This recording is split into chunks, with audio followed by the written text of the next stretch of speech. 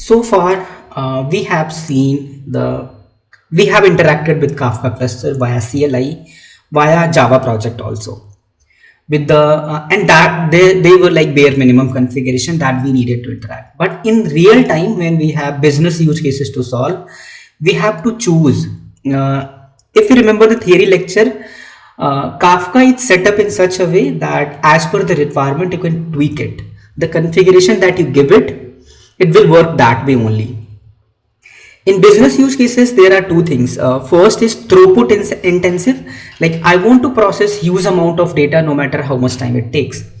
Another one is like I want to have response, I want to have processing time as least as possible, no matter how much it is compromising on the throughput. Like if I talk about throughput, it is taking million requests per minute, but if I want to focus on the latency, if it is like 500,000 requests per minute also, then it is fine, but it should be available to the end user as soon as possible. So for both of these use cases, there are different configurations. Configurations are for cluster also, Kafka cluster that is there.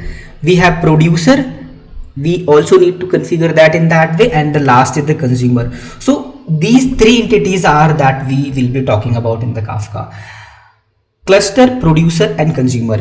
And we need to give the proper configuration to have optimized performance as per the use case.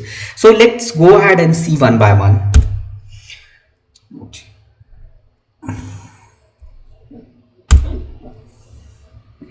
First one is the num.network.thread. So what this configuration is, let me just give you the brief. If you remember this project, if you remember this one, we use Java project to produce and consume that one. We pass these configuration thing, right? So bootstrap server configuration. What is the actual value of this one? If you go here, it's bootstrap.server. It is same. I have to configure one more thing, num.network.threads. So first we have to see what is the meaning of this one. This property specifies that number of threads used by the broker to handle network requests.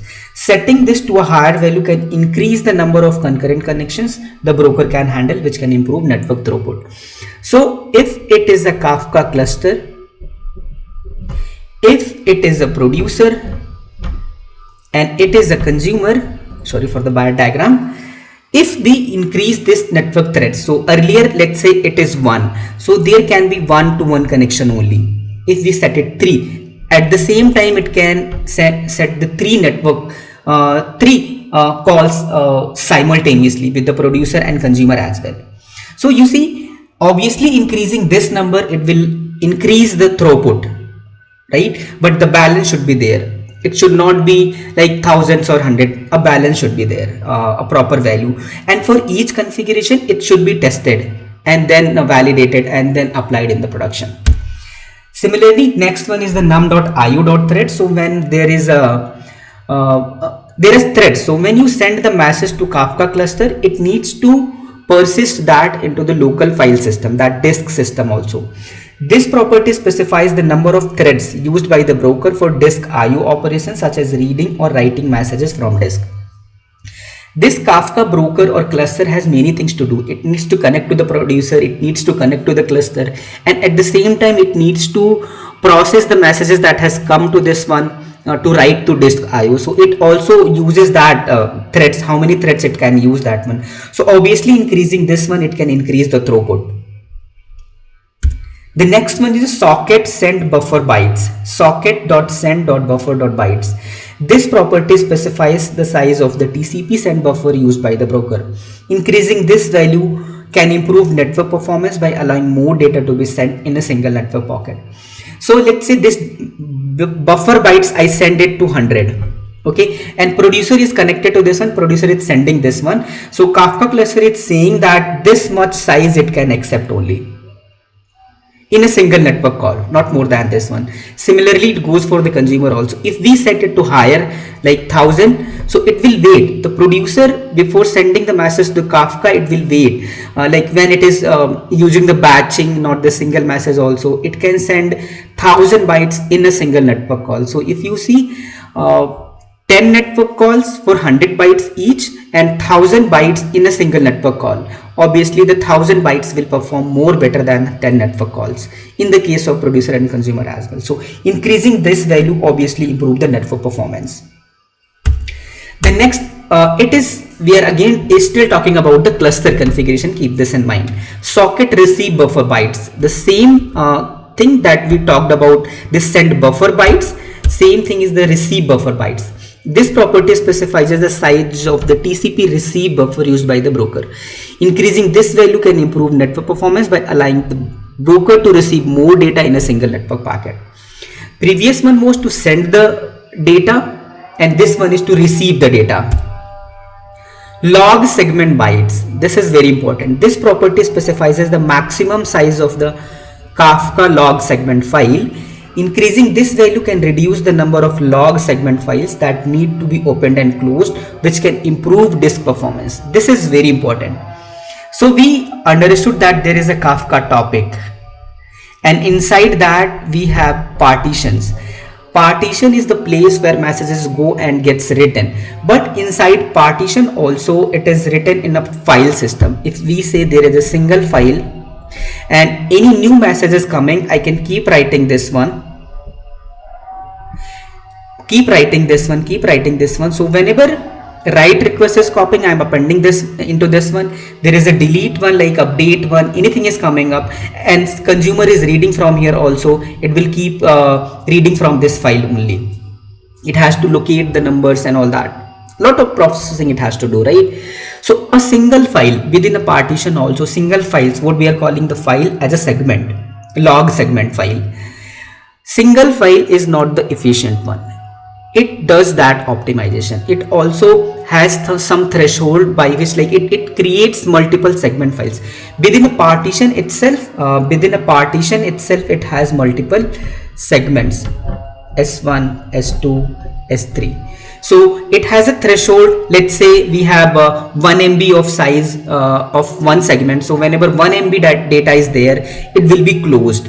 A new segment will be created. Similarly, it will go on. So it will keep increasing. So there are other configurations in place also, like retention period. In that time, like how long a data should be there. So the data needs to be deleted from there also. Kafka internal processes running that takes care of that one. So that is where segment is very important. Like keeping this value proper, a balanced one can improve the disk performance, and which will eventually have the performant cluster that we need. So let me show you this cluster configuration in our Kafka cluster setup itself, then it will make more sense. So where to configure this one? Yeah, coming to this one, we have this Kafka setup here, right? So server.properties, where this is located, this is here. Where this is located, this is here. Config, inside that server.properties there. If you open this one, you will get many things here. So start from the first. Broker ID, I already talked about while setting it up. ID must be unique for each broker. Num network threads, how many network threads are there? Num IO threads, we talked about this. What is this one? Send buffer bytes, receive buffer bytes, right? So these are the default configurations that are given in the Kafka cluster itself. As per the requirement, we can change it. Request max bytes, log directory, we have just where to put the logs. Number of partition is there. We have not covered it in the PPT itself, but this is the obvious one, that how many partitions by default we need it, and the partition is not mentioned while creating the topic. Recovery threads are there. Offset, topic, replication factor, transaction state, flush, log retention. This log retention R is there. This is, I want to talk about it this separately. Retention hours and retention check interval. So how by default 168 hours is the time that your message is going to be there in the Kafka. After that it will be deleted. Zookeeper connect, Zookeeper connection timeout, group initial rebalance. So these are the cluster level configuration that can have there. Another one is the producer configuration. Let's see that.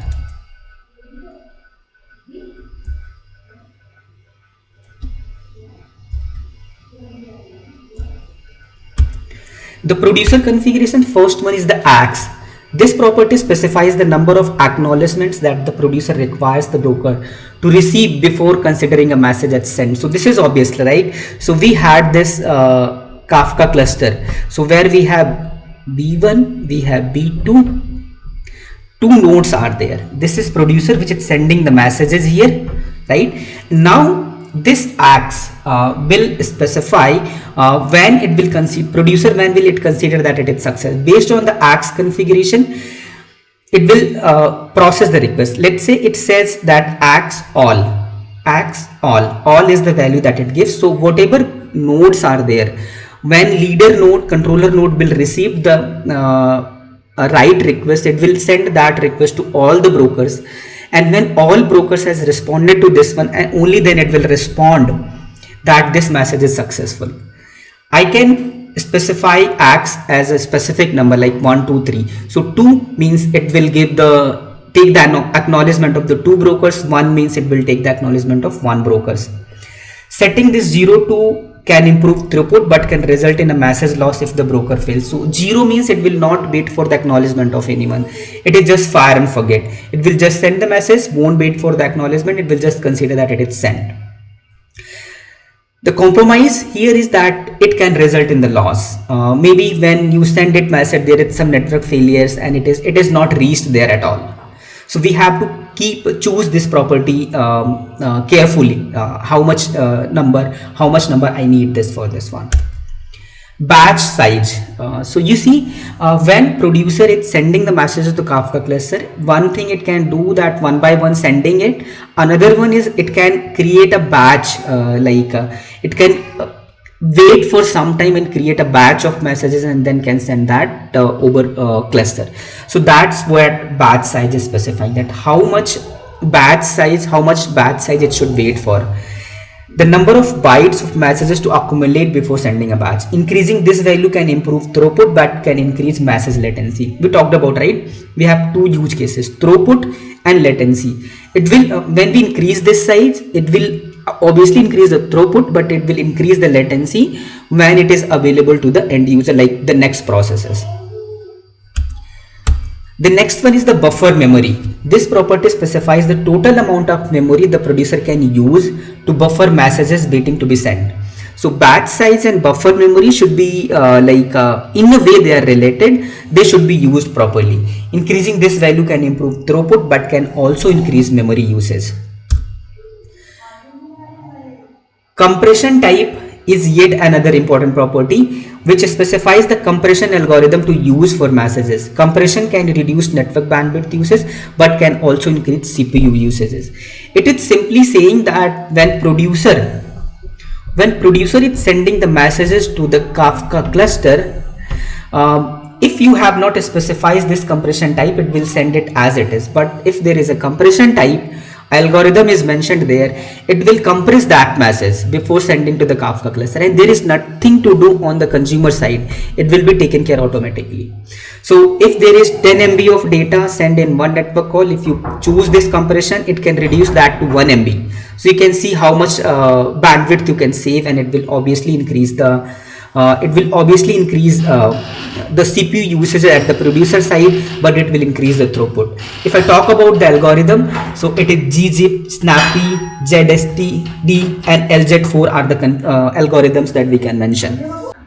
So now let me show you this producer configuration in the setup itself. So first let's see that in the cluster, when we interact with the CLI, what the producer properties are there, if I need to change that. So this producer properties, you see, by default it is localhost 9092, compression type is none. You can see the different values that are there, none, gzip, snappy, LZ4, ZSTD. There are pros and cons, like each one that you choose, the CPU intensive it is, sometimes it is good for the latency. So you need to see the pros and cons of each one and then you choose accordingly.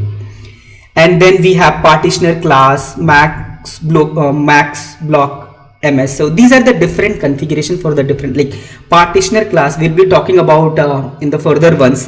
For this one, like partitioner means like which partition it has to choose when producer is sending the messages there, right? Other configurations are there: buffer memory, batch size, max request size are there. Other things are not mentioned here, but we can configure that whatever I have shown you in the PPT slide. Now coming to the Java project, how we can specify this one. So common client is there, right? So event producer, so we had this producer configuration, right? So this acknowledgement and all that is there. So I can just the same way I have to put it, whatever configuration I have to mention it. So let's see what all are there. So Axe configs are there, right?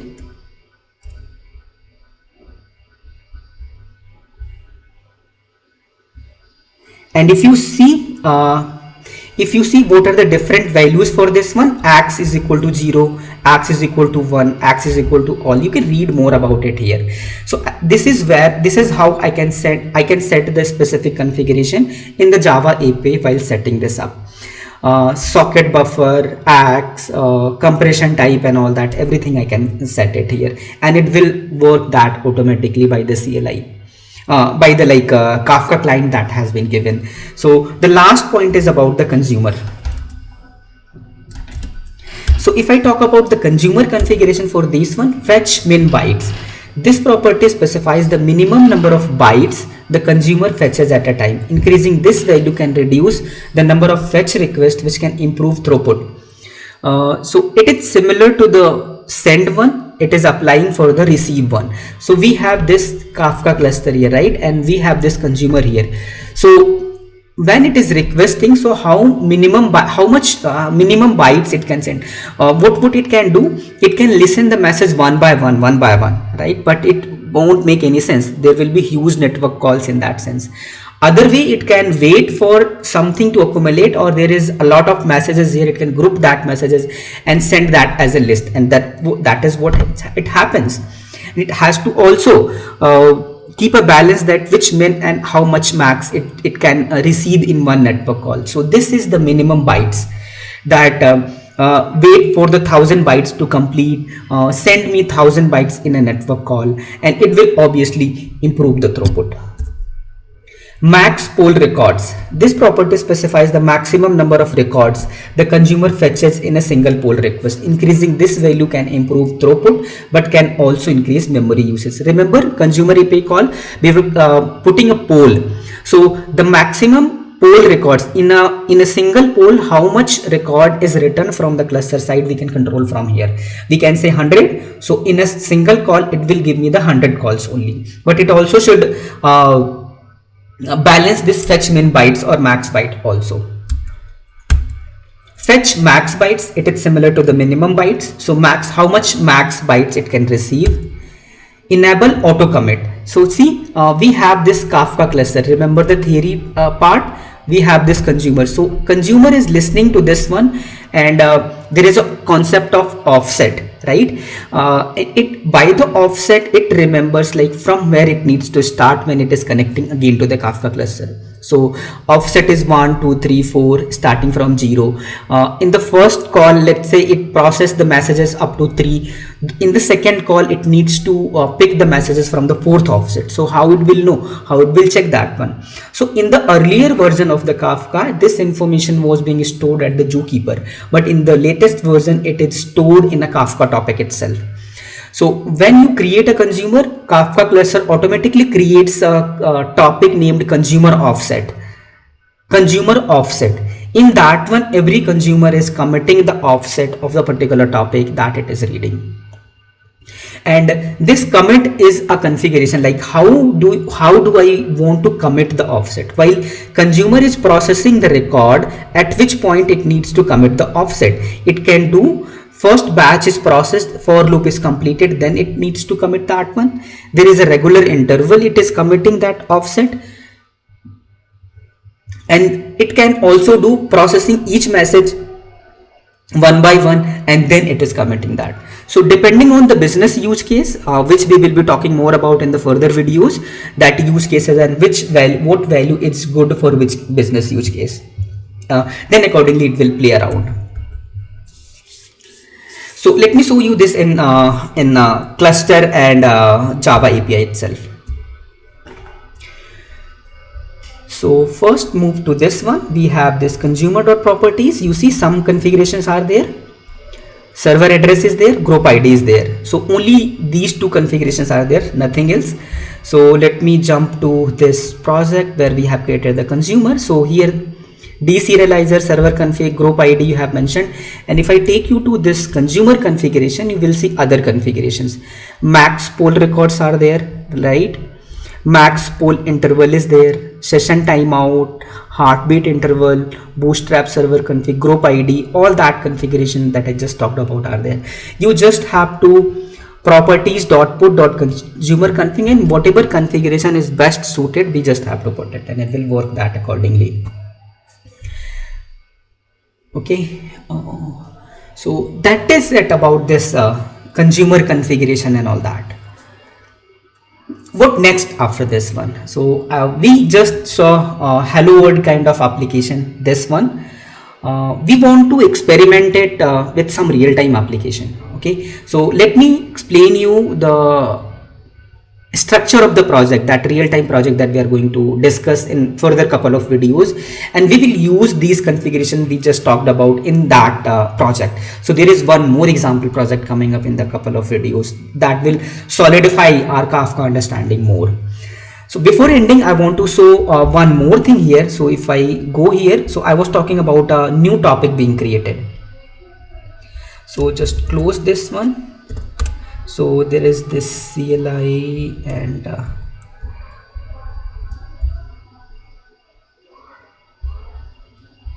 so basically I want to list the topics. Yeah, topics.bat. So see, if you remember the previous video, we had created two topics, my first topic, my second topic, but here you see there is a third topic, consumer offset, which is created automatically. Let's see the description of this one.